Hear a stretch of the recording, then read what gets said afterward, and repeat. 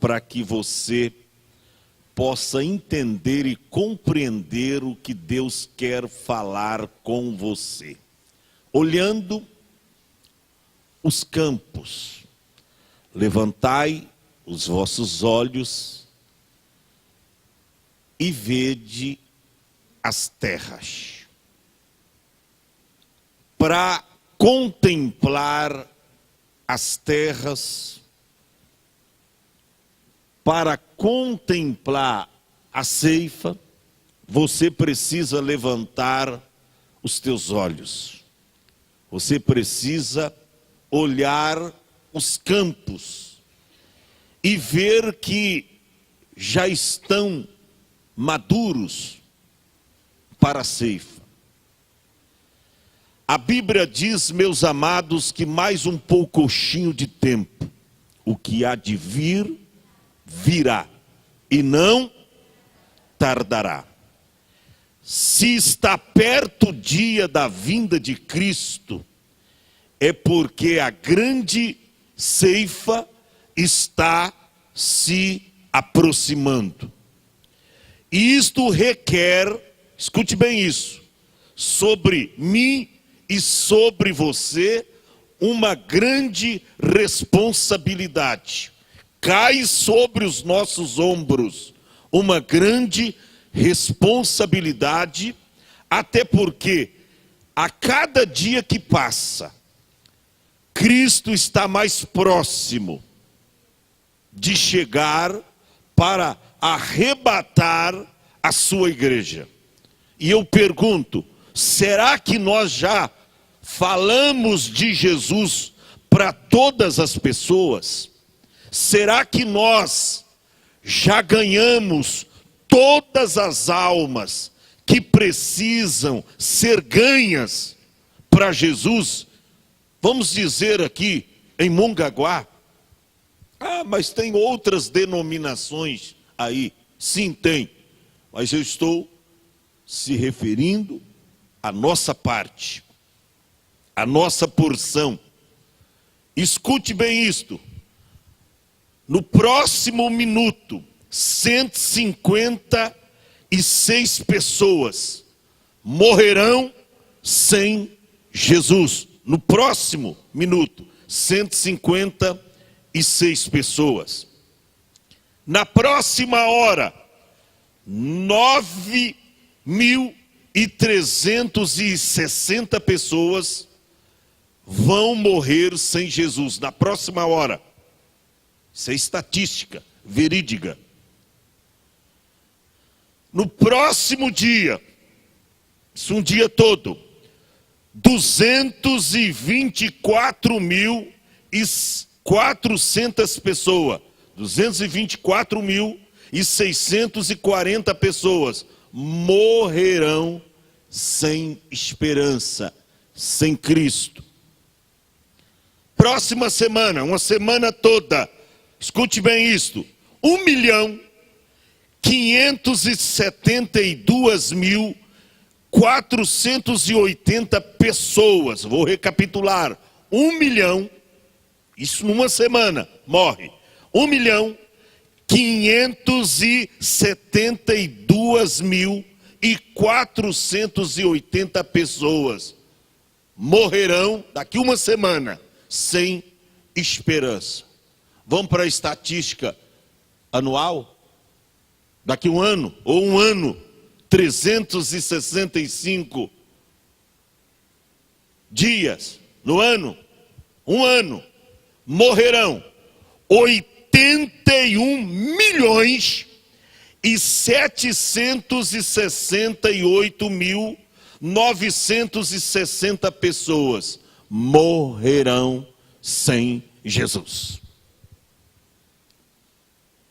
Isso é estatística, isso é verídico. Eu estou falando aqui e a cada 15 segundos que eu falo, morre 3. No mundo todo. E dentre estas pessoas que morrem, são pessoas que nunca ouviram falar de Jesus. Pastor, mas isso deve ser em outros países aí. Não, às vezes está ao nosso lado. Quando eu saio aqui da igreja, eu passo aqui na Avenida São Paulo e tem um lugar onde os defuntos, as pessoas são veladas. Como é que chama ali? Plabete. Quando eu passo ali, irmão, eu já vejo tudo claro. Eu já vejo multidão de gente ali, eu digo, Jesus, mais um foi.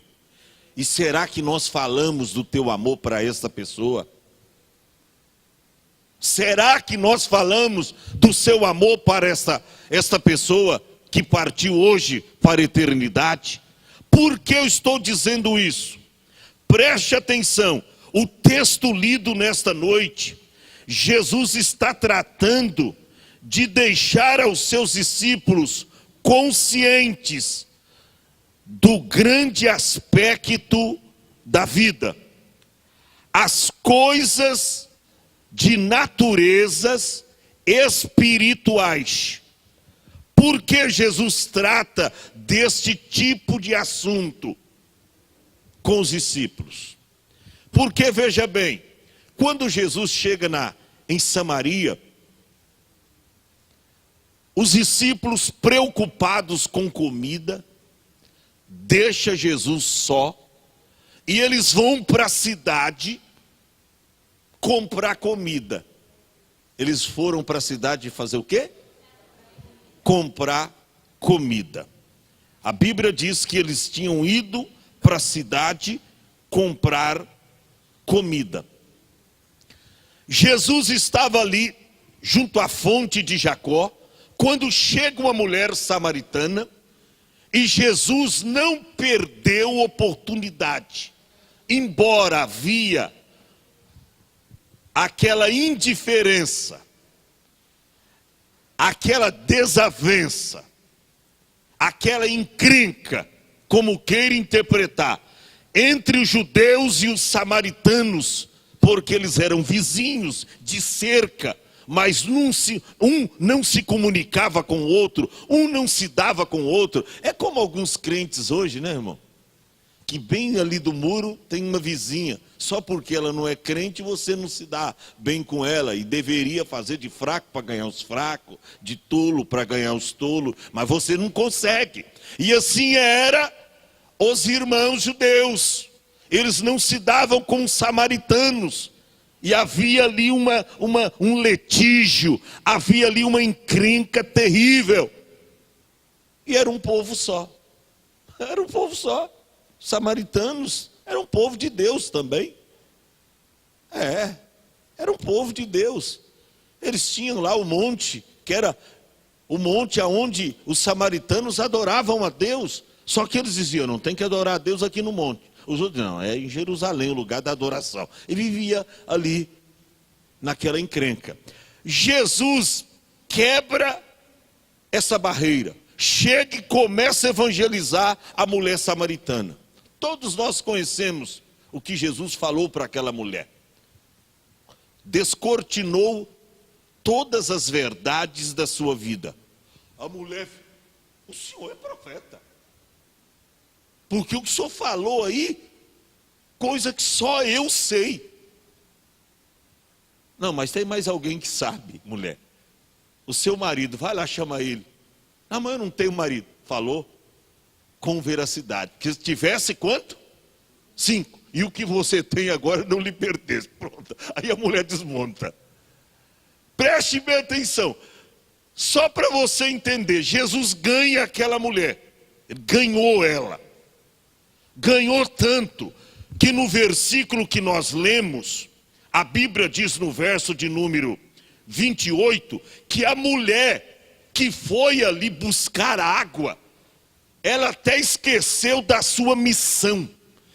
Está escrito que ela deixou, pois, a mulher, o seu cântaro de água.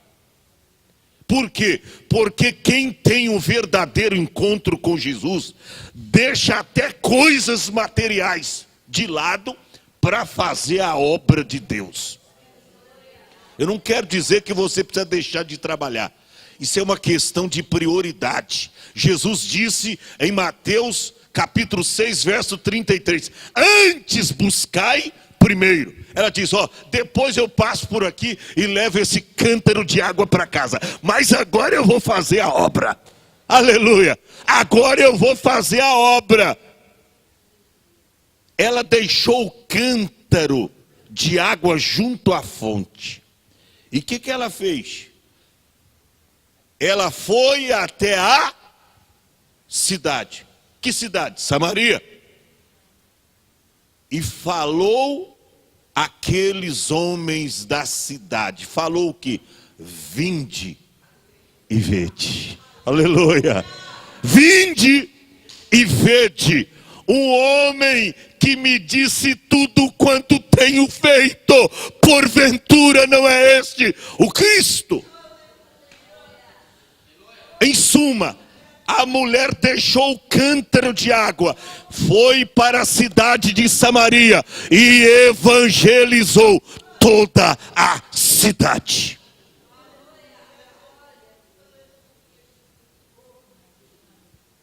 A Bíblia diz no verso de número 30, saíram, pois, da cidade e foram ter com ele. Olha, irmão, a pregação desta mulher foi tão forte, só para você ter noção das coisas, você que lê muito pouco Bíblia, para você entender como a mensagem da mulher samaritana foi tão impactante, que impactou os homens de Samaria, que lá nos versículos 41 e 42 está escrito assim: e muitos samaritanos creram nele por causa da sua palavra. E diziam à mulher: já não é pelo o teu dito, ou já não é pelo que nos disseste que nós cremos, porque nós mesmos temos ouvido e sabemos que este é verdadeiramente o Cristo, o Salvador do mundo. Mas sabe por que eles creram? Olha o que diz o versículo de número 39. A Bíblia diz: e muitos dos samaritanos daquela cidade creram nele pela palavra de quem? Da mulher. Vale a pena deixar o cântaro de água, não vale, irmão? Vale a pena deixar o seu cântaro de água. A Bíblia diz: e muitos dos samaritanos creram nele pela palavra da mulher que testificou e disse: vinde e vede um homem que me disse tudo quanto tenho feito. Ou seja, trabalho de uma mulher, de uma missionária, de uma evangelizadora, de uma mulher comprometida com Deus. Para vocês entenderem o que o pastor quer expressar nesse tema, levantai os vossos olhos e vedes as terras. Quando os discípulos chegam, eles veem Jesus terminando de dialogar com aquela mulher. Eles chegam com a comida e não se aproximam em respeito, porque Jesus ainda falava com a mulher. Mas foi só a mulher deixar o cântaro de água, eles chegaram. Olha o que diz o verso de número 31. E entretanto, os seus discípulos rogaram-lhe, dizendo: Rabi, come. Chegamos com a comida, come.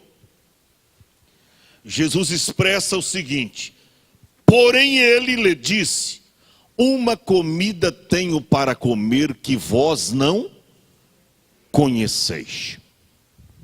Os discípulos ficaram espantados. Mas que comida é esta? A gente conhece todas as comidas judaicas. Todas as boas comidas aqui de Israel, a gente conhece. Os homens, as pessoas de vida abastadas, eles comem a melhor comida. Qual era a melhor comida? Pão e carne. Era a melhor comida. Você lembra quando Deus alimentou o profeta Elias, junto ao ribeiro de Querite, deu para ele o quê? Pão e carne. Comida de pessoas com vida abastada. A classe mais pobre comia o quê? Diga assim, pão e peixe. Então, quando Jesus disse, ó, eu tenho uma comida para comer que vós não conheceis. Os discípulos, meu Deus, mas que comida é esta? Será que é uma comida francesa, que segundo a culinária é uma das melhores comidas do mundo? Ah, mas será que é uma comida chinesa? Porque eu ouvi dizer que, olha, a culinária chinesa tem comidas maravilhosas. Ah, será que é uma comida italiana? Mas que comida é essa? Será que está vindo lá do Egito? Veio lá do Egito? Que comida é esta que o mestre está dizendo para a gente? Que ele tem para comer que a gente não conhece. A gente conhece todas as comidas boas aqui de Israel, mas ele está dizendo, ó, eu tenho uma comida. Cadê a comida? Cadê a comida? Você pensa que não aconteceu todas essas indagações? Aconteceu. Uma comida tenho para comer que vocês não conhecem. Olha o verso 33, provando o que eu estou falando. Que os discípulos, olha para cá, mentes carnais, mentes materiais, só pensa na coisa da terra. Então os discípulos diziam uns aos outros, acaso alguém trouxe alguma comida para ele? Olha os materialistas divinos. Olha quem só pensa em coisas materiais. Qualquer pregação que se faz na igreja, ele só interpreta na sua maneira carnal de ver as coisas.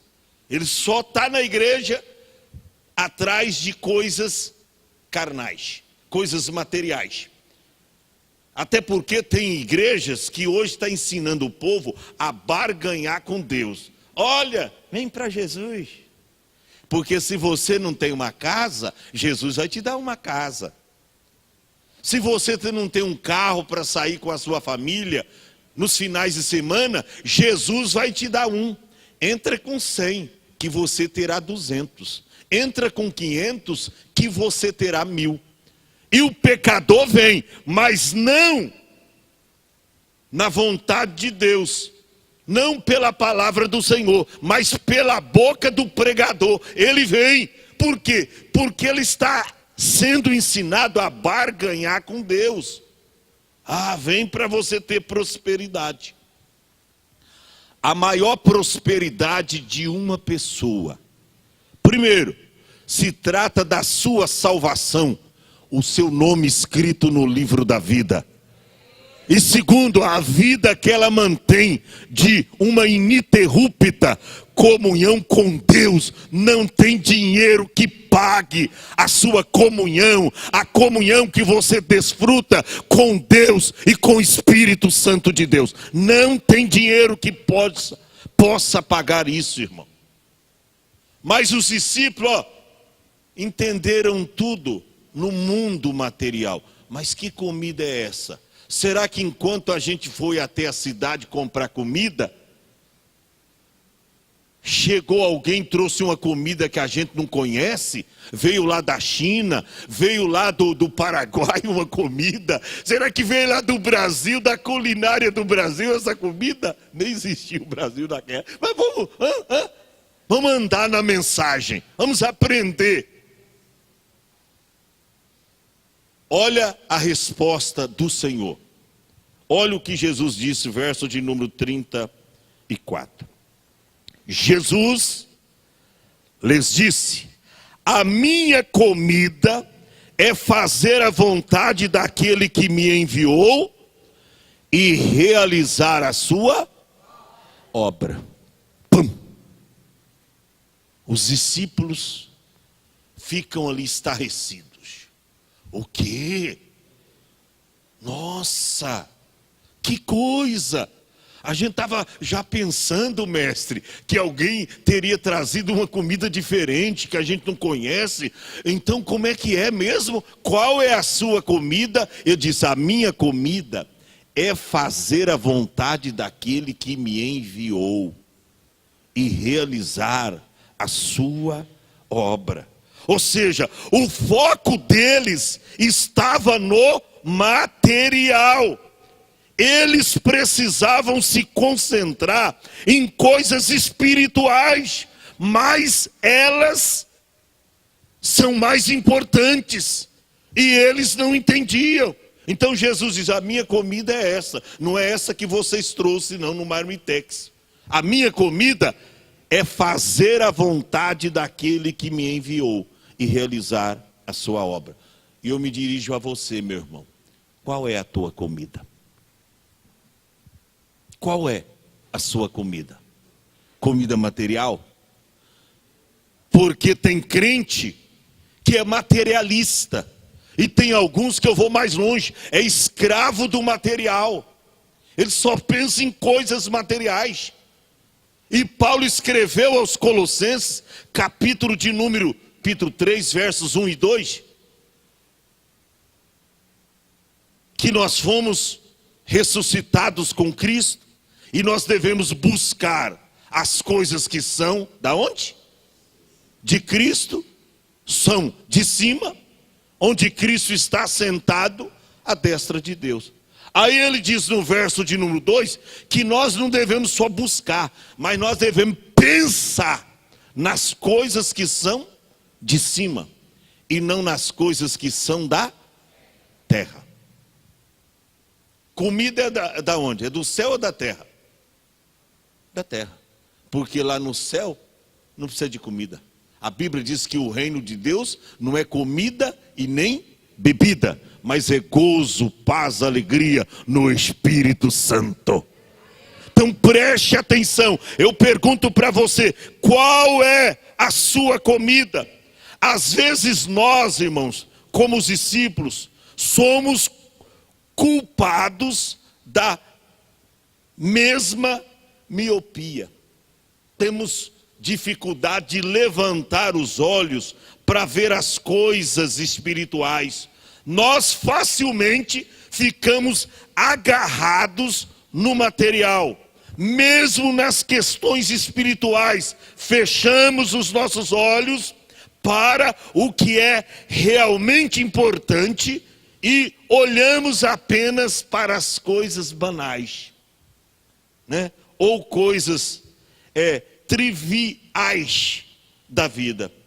Há muitas áreas em que temos necessidade de levantar os nossos olhos ou alargar os novos horizontes, mas nenhuma é mais necessária do que a gente evangelizar e ganhar alguém para o Senhor Jesus. Ele estava ensinando ali aos discípulos que ganhar uma pecadora, uma alma para Jesus, para o reino de Deus, era a coisa mais importante. Ou seja, era o seu apetite, era a sua comida predileta. Qual era a comida predileta de Jesus? Ganhar almas para o reino de Deus. Qual é a sua comida predileta? Ah, pastor, eu gosto de uma lasanha. Oh, pastor, um bife à milanesa. Ah, como eu gosto. Uma churrascada. Pastor, qual é a sua comida predileta, meu irmão? Jesus disse, a minha comida é fazer a vontade daquele que me enviou e realizar a sua obra. Qual é a nossa comida? Qual é a nossa comida, irmão? Infelizmente, o foco do cristão hoje O cristão do século 21 não é o foco dos cristãos do primeiro século. Não, pastor, não. Quer ver qual era o foco dos cristãos do primeiro século? Abra para você ver Atos capítulo 4, versos 29 ao 31. Atos 4, 29 ao 31. Veja qual era o foco dos cristãos do primeiro século. Agora, pois, ó Senhor, olha para as suas ameaças. Eles estavam sendo perseguidos porque eram anunciantes da palavra, pregadores da palavra. Aí estavam sendo açoitados, ameaçados, e olha para cá, ameaças de morte. Mas eles dizem, Senhor, olha para as suas ameaças e nos esconde na caverna. Não, nos concede aos teus servos autoridade, com toda a intrepidez, para falar o quê? A tua palavra. Verso 30. Enquanto estende a tua mão para curar, para que faça sinais e prodígios, através do teu santo nome, ou do nome do seu santo servo, Jesus. Olha no verso 31.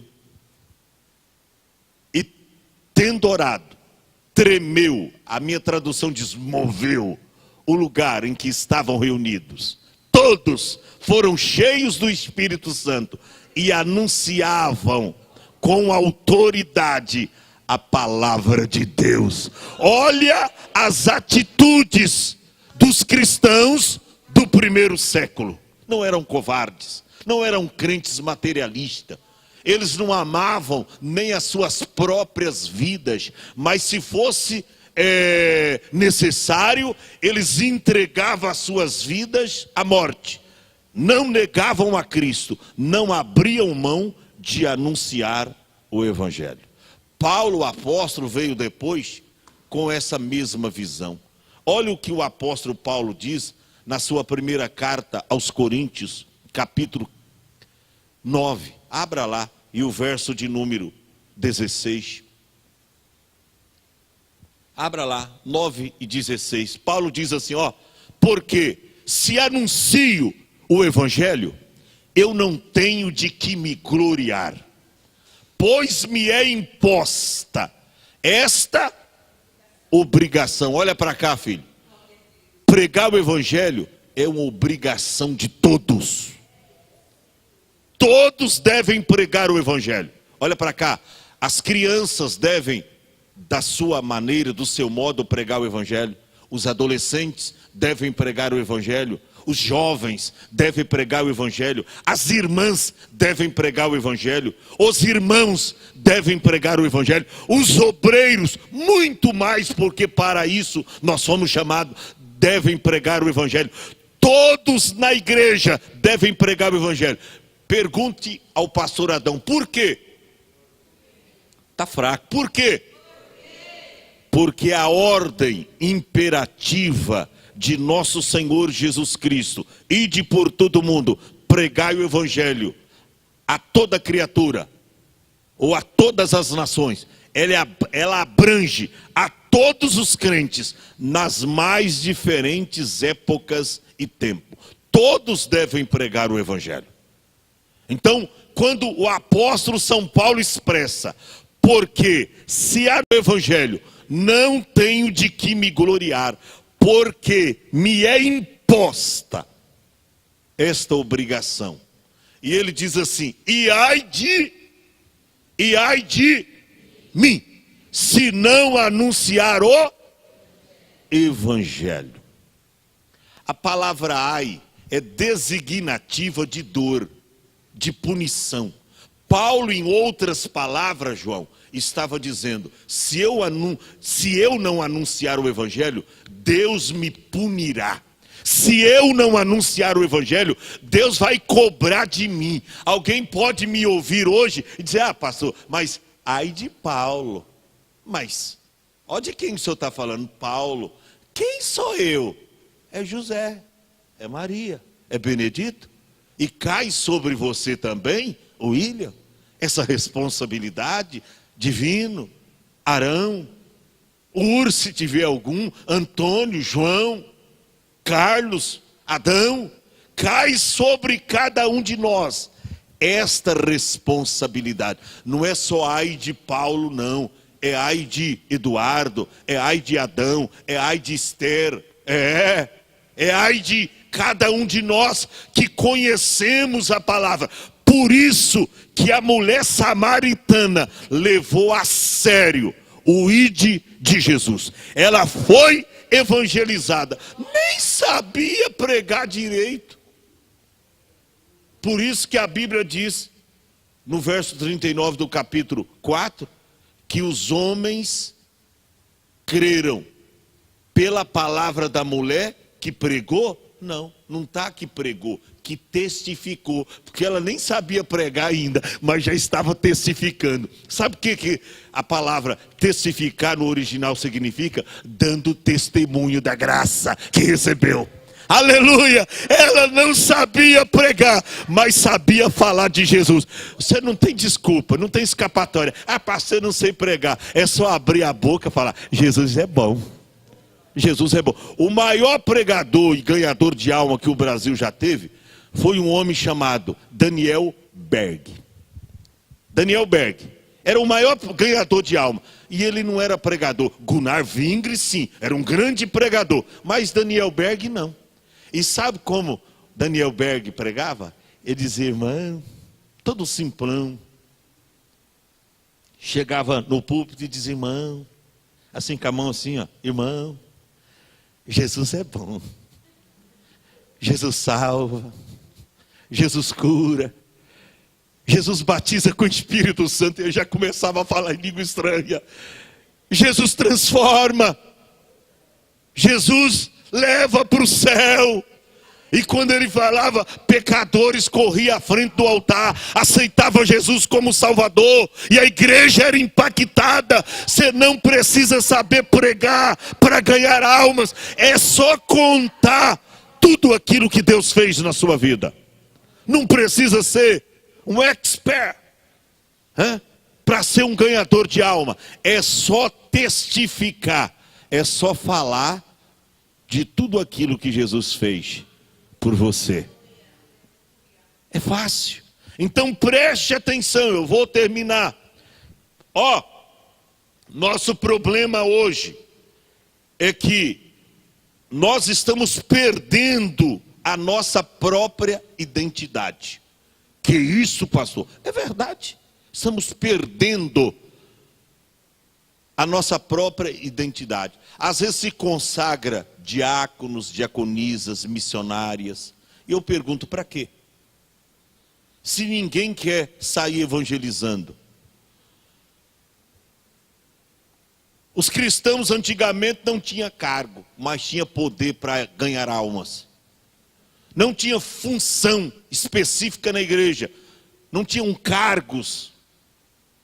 Não eram diáconos, não eram presbíteros, evangelistas, mas tinha a graça de Deus na vida para sair evangelizando, ganhando os vizinhos, trazendo pessoas para a igreja. Pastor, olha aqui, uma família de 10 que eu trouxe hoje para ouvir a palavra. Pastor, eis aqui meia dúzia de crentes que eu evangelizei e hoje eles querem aceitar Jesus como Salvador. Olha, irmão, eles não tinham cargos, mas eles tinham a graça de Deus para evangelizar. E a igreja crescia.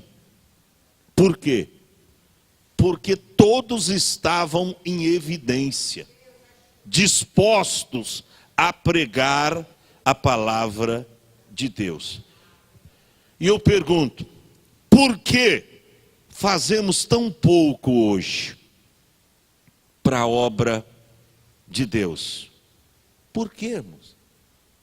Fazemos tão pouco. Sabe por quê?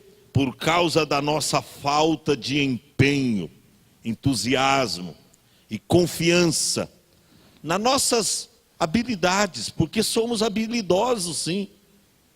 Se a gente quiser, a gente faz. Se você quiser, lá no seu bairro, você consegue evangelizar o bairro todo, se você quiser. Só confiar nas suas habilidades ou nas suas energias. Mas a gente tem que lutar hoje contra a preguiça.